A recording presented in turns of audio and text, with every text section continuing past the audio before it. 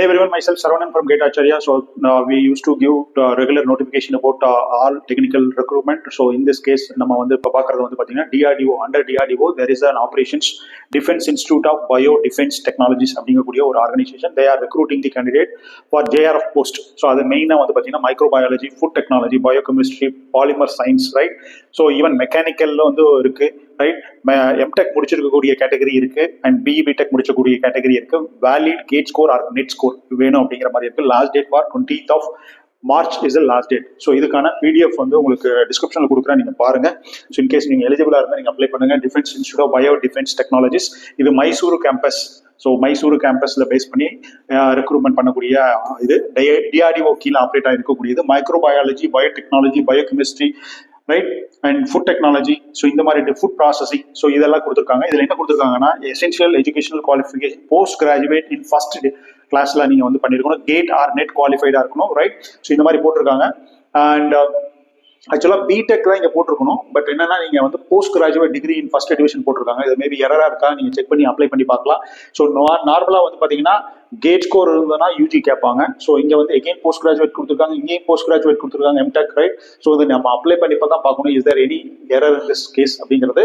நார்மலா யூஜி இருந்ததுன்னா with GATE score, PG இருந்ததுன்னா without GATE score. This is what JRF use to recruit the candidate, right? So இதை நீங்க apply பண்ணி பாருங்க யூஜி கேண்டிடேட்டா இருந்தா கூட. ஸோ பேஸ்ட் ஆன் தட் நீங்க உள்ள போச்சுன்னு சொன்னாக்கா நீங்க அப்ளை பண்ணி நீங்க ரெக்ரூட்மெண்ட் அண்ட் இன்டர்வியூக்கு கால் பண்ணாங்கன்னா நீங்க போய் அட்டென்ட் பண்ணலாம். பாலிமர் சயின்ஸ் அண்ட் டெக்னாலஜிஸ் வந்து பாத்தீங்கன்னா, ரைட்? ஸோ அவங்க வந்து பாத்தீங்கன்னா இதுல போட்டிருக்காங்க ஒரு BE BTech with NET GATE score. இதுல கரெக்டா கொடுத்துருக்காங்க. இதுல வந்து போஸ்ட் கிராஜுவேட் எகைன் கொடுத்துட்டாங்க. ஸோ இது மேபி மிஸ்டேக்ஸா இருக்கலாம். போஸ்ட் கிராஜுவேட்டா இருந்ததுன்னா உங்களுக்கு ஃபர்ஸ்ட் கிளாஸ்ல இருந்த போது வித்வுட் கேட் ஸ்கோர் அப்படிங்கிறது முக்கியமா இருக்குது. ஸோ இதுல வந்து என்ன சார் அலவன்ஸ் அண்ட் சேலரி கொடுப்பாங்க அப்படின்னு பார்த்தீங்கன்னா 37,000 rupees per month as a stipend.